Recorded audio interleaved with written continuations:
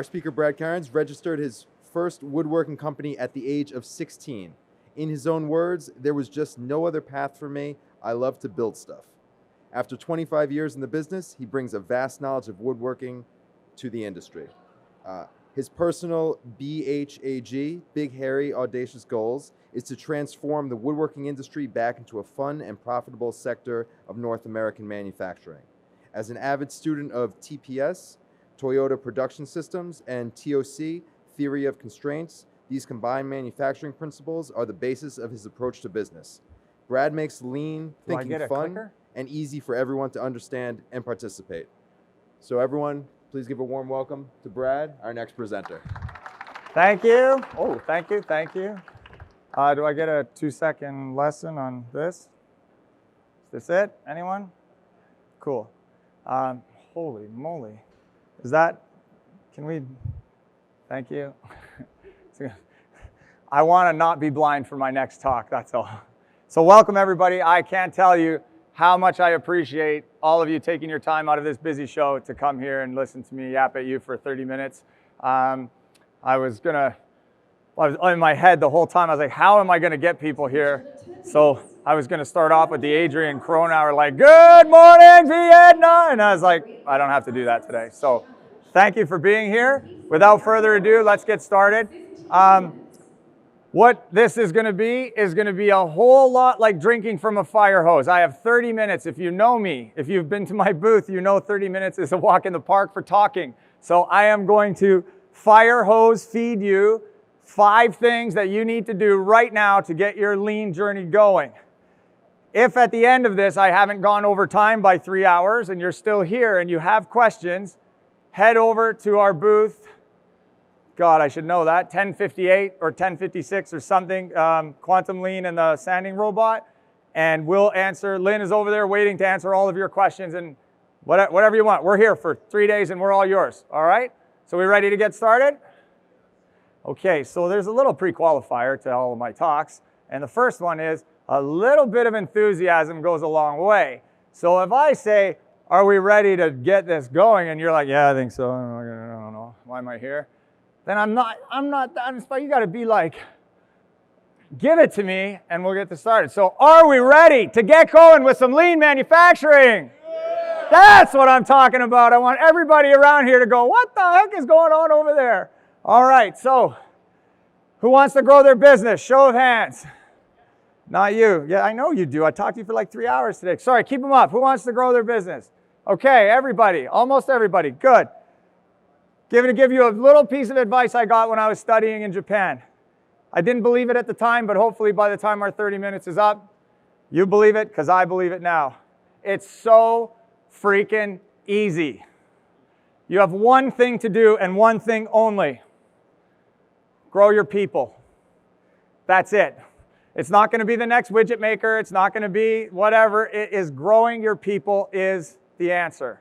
So the question is, if you want your business to grow and you have a whole bunch of people making maybe not the best decisions, you can't be everywhere, every time, making every improvement. So how do we turn all of your employees into change agents that are making improvements for your business? This is growing people. When they're making better decisions, they're not only making better decisions at your factory, they're making better decisions at home, which actually helps them come to work a little more often. So growing people, 100% the key. How do we do it? You got all of these tools and techniques. When you talk about lean, you'll hear all of the buzzwords. They're probably all appearing. Here we go.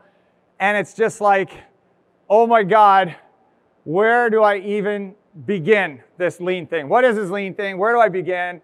And you go from like panicking, like, I have all these tools and things to choose from, and I'm seeing all this stuff on YouTube and the internet. And you go from crazy excited to probably like, forget about it, too much work. And you just end up doing nothing. There's a phrase for that. Analysis paralysis. Analysis paralysis. We're trying to figure out what's the right thing to do. Where do I get started? And you end up just spinning your tires or sleeping on logs if you're a big cat. So before I leave today, we want 5 things that I want you to write down and start those 5 things as soon as humanly possible. And I promise nothing but good things are going to happen. So are we ready for these 5 things? Yeah. Oh, it was like 30%. Are we ready for 5 things? Yeah. There we go. So what we're going to try and do, I'm a big fan of Pareto's law. So 80-20, it really pans out. So to say we're going to solve all of your problems, it's not going to happen. You're going to have problems forever. We're manufacturing. The only thing I know for sure is factories deliver problems day in and day out. I have 3 of them, I know. So what we're going to do is we're going to tackle 80% of your problems. We're going to help you try and get rid of that right here, today, getting started. Keeping in mind, what we're talking about today is fast.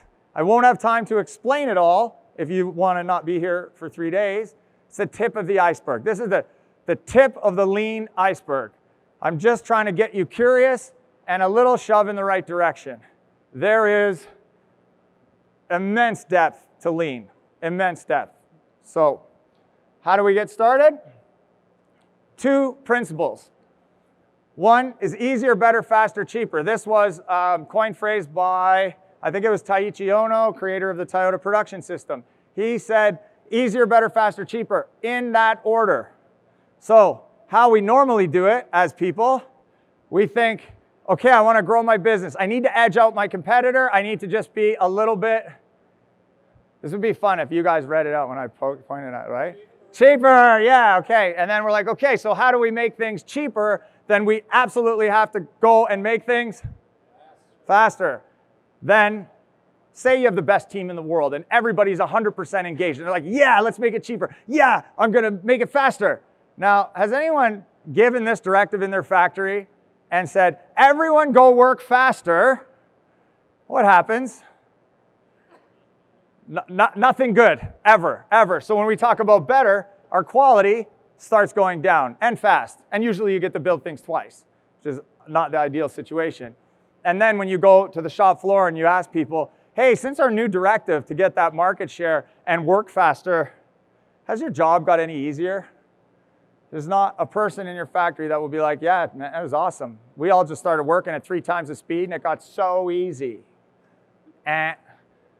So this is how we all think normally. This is how we want to think. So I'm going to propose something different today. I'm going to propose that if you're in a leadership position, your only job is to support the people on the shop floor and ask them, how can I make your job easier? They're the only ones that know, and they will tell you, as a matter of fact, the problem you will have is shutting them up at that point because they have so many ideas you won't even believe it, but nobody's asked them before. And you're going to say, I want to make your job easier. They give you the ideas. You start implementing them. Small incremental things. We're not talking about rearranging the whole shop. We're talking about 2-second improvements. So you say you're successful and you make someone's job easier to the point of they save 10 minutes a day. Okay, good improvement. Now I'm finishing that laminate table and I look and the edge has that scratch on it, but right before we're shipping it. And you do the, I'm gonna rub that scratch out and hope that no one sees it and we're shipping poor quality. Or this guy now has an extra 10 minutes. He's not under the gun trying to work faster, more likely to take the time, take the 10 minutes, fix the defect, put the quality into the product, and ship it to your customer. Done deal. So by making their job easier, our quality starts to go up. Once our quality goes up and we stop making things twice, now I'm sure no one's factory here has any defects, correct? Just mine. Okay, I'll speak from my experience. My factory makes a lot of defects and we have to fix them. So when the quality starts going up, we stop having to make things twice. Everybody has a little more time. And you're talking making things better from engineering all the way through to installation. So everyone's saving themselves that time. Everyone's building in that little bit more quality each day. We stop the rework, we stop building things twice, and therefore now we're building them faster. At this point, your customers will be so thrilled with you, they won't really mind the price. They're already paying it. But if you so choose, now we talk about price. So focus on making your people's job easier. Don't worry about the rest. Here's the magic. if we start on this side and we focus on what is this symbolizing first? Money, right? We're thinking about money first. So we think about money first, and then we go this way, and we have to have meetings and rally the troops and fight through quality control, and no one's job is getting easier. This is an uphill battle. We focus on making everyone's job easier. Quality goes up inherently. Quality goes up, we start making things faster. We start making things faster, we can offer them cheaper. Zero intervention from here down. Zero. It just happens automatically. So here's the magic. This, we're thinking about money first. What are we thinking about here first? People. So think about the people first. Make their job easier, better, faster, cheaper. Combine this philosophy with fix what bugs you, because this is now going to tie into this. We want to fix the things that bug us. I mean, you can read 1,000,000 books, you can do whatever you want. You should, as a matter of fact. But everybody has a lean genius built in. It's simple. Every time we turn around and we're like, that sucks. Oh, I dropped my pencil again. Oh, why isn't the paperwork right? This is our inside lean genius saying, hey, this bugs me. Let's fix it. So when someone comes over and says, I want to make your job easier, you just take the last thing that you went like crap and done. Fix what bugs you. So this is the winning combination for escalating your people, teaching them how to see waste, fixing what bugs them, and then the business starts to do better. So this is the overriding principle that we're talking about today. Does that make sense? Okay. We will keep going. Yeah, I already covered all that. Step 1, pens, pencils, markers, pictures, whatever you got to do. Read this book if you haven't already. 2-Second Lean. My buddy Paul Akers wrote this book. He takes lean and makes it so simple, it's unbelievable. Everything we teach comes from the Toyota Production System and what Paul has done in 2-Second Lean. He set the bar so low for improvements that no one cannot make an improvement every day. And it's magic. It's like putting 2 cents in the bank. It seems pointless at the time, but compound interest over a couple of years, and those improvements just add up and add up and add up. So quick story, at my factory, we don't work for 1 hour a day. Imagine shutting all your factories down for 1 hour a day and having every single employee making improvements. That's what we do. That's how powerful it is for us. So we spend 30 minutes on the factory and we spend 30 minutes on the people. And we're going to talk about the people here soon. So I don't recommend running out and starting that. Hey guys, what Brad said, we're going to shut the place down for an hour, go do some cool improvements. Ease into it with what we're going to talk about coming up next. You got to build some culture. Right now, you have a culture. Whatever it is, good, bad, ugly, whatever's, here it is. Whatever's happening now at your factory while you're here is your culture. When you're there, kind of sort of the culture because you're watching. So we want to start building a culture. How do we do that? You got to teach people. You got to train people. I don't know why we think it's such a good idea to tell our kids to go to school. And then what happens when we become adults? Why is school such a bad idea now? It's not. We just think it is. So really, really critical to start training your people. Now, you can do in-house training. This is my buddy Will from Windmill Cabinets, crazy awesome lean thinker. You can teach your people. You can hire someone or whatever to teach your people. Like, get that training. You will not go wrong investing in training, period. And there's lots of cool, creative ways to do it. We'll recommend doing it in the morning meeting, which is next, I believe. So creating a morning meeting along with training, this is your platform now to do the training. You have whatever you want to set aside. We do 30 minutes, but I say ease into it a little bit at a time. And whatever you're comfortable with, just whatever you do, don't make the #1 mistake every company makes in a meeting, and they talk about work. No one wants to talk about work. It's not fun, it's not educational, it's not motivational. If you can't remember where you left off yesterday, you got bigger problems than needing to talk about it in front of everyone at a morning meeting. So make it fun and educational. And this is a picture of stretching. Put in some stretching. The morning meeting is an amazing break from I just left my personal life to I'm now transitioning into my work day. And if you are having a horrible day, a horrible morning, and you're coming into the factory and you're allowed to hit the clock and go right to your workstation, that's your day right there. Your whole day is going to be like that. Or if you come into the factory and you have to stop for 15, 20, 30, whatever minutes and communicate with the people around you. And in our meetings, we do gratefuls, we give out rock stars, we watch motivational videos, we watch lean videos, we do training, and then we do stretching. You're a different person coming out of that. You can't bring that with you. So there's some value in just getting that break before you go and start your day. So creating that culture starts with training, morning meetings, combine them together. Eliminate stupid work. This should be number 2 is coming up, or 3. What are we at? What number are we at? 3, good, okay, I'm on track. So we want to eliminate stupid work. Now, no work is stupid. We have to get it done, and probably I'll get in trouble for bad words, I don't know. But I look at some stuff that's going on and I'm just like, what are we doing? We're asking our customers to pay for us to look for tools.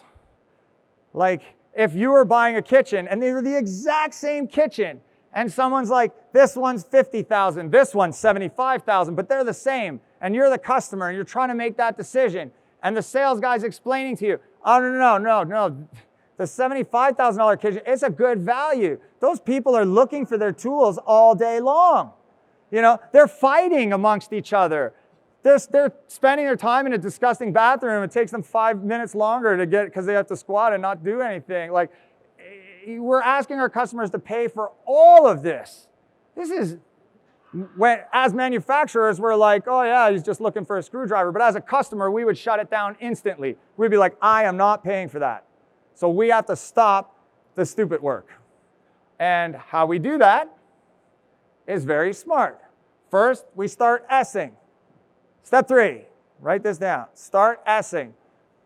Buy the textbook, it's 5 S's. If you've heard of it, Toyota has the 5 S's. I'm not that bright. I'm a woodworker, so I dumb it down to 3. I never forget it. Sweep, sort, standardize. So we make time in the morning to sweep, sort, and standardize everything in our factory all the time. And that's what we're doing during the improvement time, is we're cleaning up, we're sorting out our mess, and we're standardizing it. And this can start at a low level with just tools, with just your work area, just keeping things tidy, but it goes way deeper psychologically when this stuff starts happening. Sooner or later, the low-hanging fruit is gone, and now you actually have to go improve the process. And you have to standardize the process. And you have to start really thinking about flow and all, like stuff we're not even talking about today. But this is step 1, start S-ing, sweep, sort, standardize. Google it. There's a million videos on it. Paul Akers has videos, we have videos. If you're not sure how to get it going, come see us. Lynn will answer all of your questions. How am I doing for time? My timer's not here. Okay, I got a thumbs up. So this is kind of like before someone started S-ing in their factory, and then this is the after. And all of this is just happening during that improvement time. So we all think like, oh, Brad's a lunatic because he shuts his factory down for an hour a day. I am a lunatic, okay, but I'm not that crazy in that they're doing it anyway. So they're going to build a little something, they're going to see, they're going to clean it up, they're going to be filling around, like, just front end load it. So in the morning, we're S-ing. If I catch someone in my factory working, I'll be pissed. But also after that time, if I catch them S-ing, I'll be pissed. So we're just front end loading all of that stuff. And this is kind of like the stuff that people come up with. They're creative geniuses. You just got to let them go. Give them the tools. The other step number 4 is Kanban. Who's heard of Kanban before? Half, okay. Cool. Charlotte puts up. Good timing. Everybody welcome the wonderful and beautiful Charlotte, my assistant. Thank you for joining us. Why don't you go ahead and hand out some Kanban cards while I explain how this works. So a Kanban system is a card system to control your inventory. And Probably some of you have computers that you think are controlling your inventory, and then probably you fight with those computers, and then probably you shut down for once a day to count all the stuff in your factory to make your computer accurate again. I'm not a big fan of that, and Toyota has been so kind as to just show us how to do it with simple laminated cards. Never run out of anything again, never over-purchase anything again, never make a purchasing mistake ever again. Does that sound half decent? It does. It's amazing. So it's a system based on cards. It's a 2-bin system, and basically you put half your stuff in one, half your stuff in another with the card in the second bin. When it comes forward, you pull the card. The card goes to your purchasing people. They have QR codes on them. They scan it like at the grocery store, boop, and then they send it back out to the shop. And it's the cards cycling around that control your inventory. And you never have to count it because you set the quantity on your Kanban card. So you know it's between 0 and whatever. I buy 100 drawer slides, so I have between 0 and 100 drawer slides at all times. I don't care if I have 75 or 25 or 50, but they cycle through at the exact rate of consumption. So you just stop running out of everything. Now, I highly recommend talking to us about this. So we have a Kanban rack set up in our booth with 2 bins with chocolate. So it's really tempting to come and figure out how that works. And we can show you exactly how it works. But I don't recommend saying, oh yeah, great, I heard about it. Brad said I'm going to run this Kanban system and I'm going to make all the cards. I'm so excited about it. You might have they got some learning to do here. So we always say, start in the bathroom. Put your toilet paper on Kanban cards. Put your cleaning supplies on Kanban cards. Put paper towels on it. Like, manage your bathroom first. And when you get your bathroom figured out, now start branching out. It's way less critical to run out of Windex than it is to run out of drawer slides. So you don't want to run that risk. Probably your break rooms too. So we do bathroom, break room, and if you have a big office, maybe not, but if you have a small office, cabinet, or whatever, do that too. So get good at this stuff with pens and pencils that are not going to bankrupt you. Don't go buy your servo motors on a Kanban system just yet. So, but it may seem trivial. This is probably the single most powerful thing that we've done at our factory to alleviate stupid work. People running around, like, think about what it costs to run out of anything. Screws. I ran out of screws today. Okay, I'll go to the store. I'll get screws. You have someone driving. So the $75,000 kitchen, the good thing is your sales rep will be able to say, don't worry, these guys go get screws one at a time at the hardware store. That's why your kitchen's so expensive. So running out of stuff is just, when that goes away and the thinking goes away, so all of the thought is put into the card, and then anyone can do the purchasing. If your purchasing person is not there that day, you just scan it, or the info, you call the vendor, and you're getting the exact right supplies that the purchasing person would have got. And now that person's freed up to use their brain on the more critical stuff, the custom hardware, the thinking that they need to do in their job. We're bogging them down with trivial stuff. And then once you see it working, you're going to be like, whoa, this is insane. Like, it's so good. We have thousands of Kanban cards. We don't buy anything without a Kanban card anymore. Okay. Next one. Step 5, create standard work. This is the thing that everybody fights, nobody wants to do, and the lovely Charlotte will hand out some more SOPs to give you an idea of what they should look like. We all kind of put this off, but think of how long it takes to teach someone how to do something. Usually we explain it, and then the next day we explain it again, and the next day we explain it again and again until the person gets it. This is #1 craziest way to train anybody, but it's how we all do it. You create standard work, and all of a sudden the trainee has a reference that they can use the next day and go back and remind themselves, oh, okay, I don't need to go bug that person, I remember. So these serve as a wonderful reminder, and on tasks that you don't maybe do every single day, you can refer to the SOP and you don't have to get retaught that every 3 months or whatever. The trick with these and where people go wrong is we've probably all at some point created a standard, this big long type page of something that nobody will ever read, ever. Ever. Not even when they're stuck. How many of us get IKEA furniture and we throw out the instructions? Like, we will never read this stuff. So the key is big picture, little writing. The picture does the talking, and then the writing just kind of like reminds you of what you need to do. Very critical. As soon as you see a typed page, it's over. I won't even read a text message that's half of my screen. I look at it and I'm like, forget it. They'll message me later with a shorter sentence. So this is the attention span you're getting, and people are not any different when it comes to their work.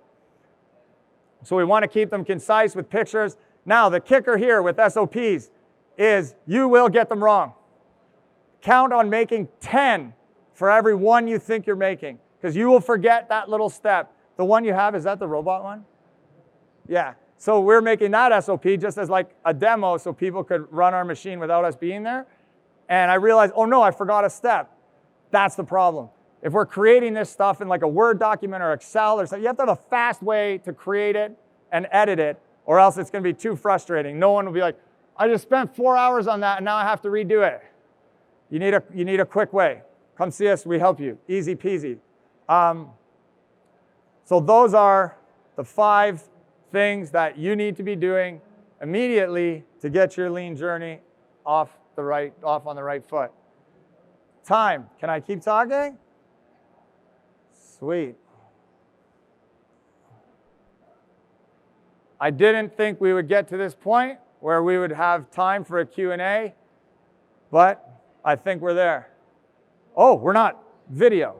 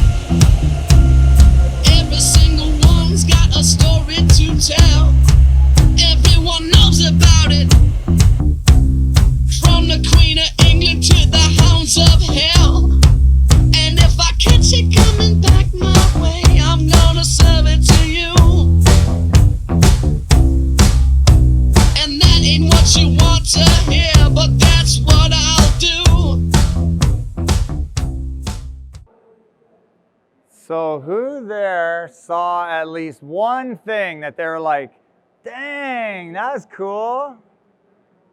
Just 2 of you. That was a waste then, I guess. Should we play it? Should we play it again? So, I mean, you saw a snapshot of what these companies were doing. You saw some morning meetings, you saw some stretching, you saw some 3S'ing with all of their improvements, and just imagine that this is going on in these companies every single day by every single person. It is only a matter of time until you are the best, period. Lean thinking, studying, learning, all of this stuff is for 2% of the world. And I am thrilled to see that, like, look how many of us are here. This is fantastic. But how many people came to the show? 8,000 people? I don't know. How many are here? 50? So your competitors are all out there, and you're here. There's only a handful of people that are going to win in that equation, and I'll pick you guys all day long. So give yourself a big round of applause for being here. Thank you very much for your time. Q&A. Anyone curious about anything that I can help you with? Do I have time for Q&A? She says I have 5 minutes, and then I have 500 hours on the other end of the building. So don't feel guilty if you want to run. Go for it, but I'll answer some questions if I can. Is this video publicly available? I don't think so, but I can make it so it is. Totally, that's a good idea. Where's my trustiest? You got that note?